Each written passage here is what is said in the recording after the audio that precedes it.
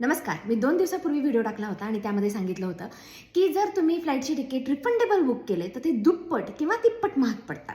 आणि त्यावरती काही एव्हिएशन एक्सपर्ट्सनी कमेंट टाकलेत आणि त्यांचं असं म्हणणं आहे की काहीही हा शिल्पा किती एक्झॅजरेट करतेस. हिच्या एकटीचंच विमान एवढं महाग उडतं वाटतं. आमची तर एवढी तिकीट महाग नाही आहेत. हो का? चला मी तुम्हाला दाखवते आता की रिफंडेबल तिकीट किती रुपयांना किंवा डॉलरला मिळतात आणि ते दुप्पट किंवा तिप्पट महाग असतात. बघायचंय?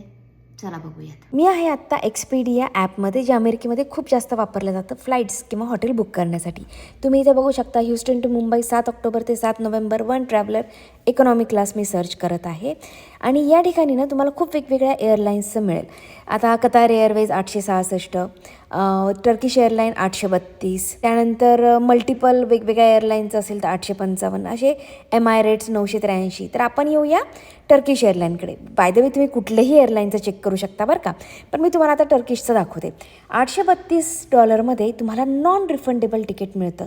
तेच तिकीट 1273ला जर तुम्ही घेतलं तर कॅन्सलेशन फीज एक्स्ट्रा पे करून किंवा चेंज फीज एक्स्ट्रा पे करून तुम्ही तुमच्या फ्लाईट चेंज करू शकता लास्ट मिनिट, जर तुम्हाला काही चेंज हवं असेल तर. पण तेच तिकीट जर रिफंडेबल तुम्ही बुक केलं तर त्याची किंमत होते $1746. म्हणजे तुम्ही विचार करा, $832चं तिकीट जर रिफंडेबल घ्यायचं असेल तर 1746मध्ये तुम्हाला ते मिळतं. तुम्ही अशा वेगवेगळ्या वेबसाईट कोणत्याही जाऊन चेक करा, 90% of the time refundable tickets हे नॉन रिफंडेबल तिकीटच्या दुपटीपेक्षा जास्त महाग मिळतात. तुम्ही ते बघू शकता. मी ChatGPTला विचारलं की रिफंडेबल आणि नॉन रिफंडेबल तिकीटमध्ये प्राइसिंगचा काय डिफरन्स असतो आणि लोक मोस्टली काय प्रेफर करतात. तर प्राइसिंगमध्ये ऑफकोर्स तुम्ही बघू शकता रिफंडेबल तिकीट हे दुपटीपेक्षा जास्त महाग असतात नॉन रिफंडेबलच्या. आणि सगळ्यात महत्त्वाचं, कोणते लोक रिफंडेबल किंवा नॉन रिफंडेबल तिकीट बुक करतात?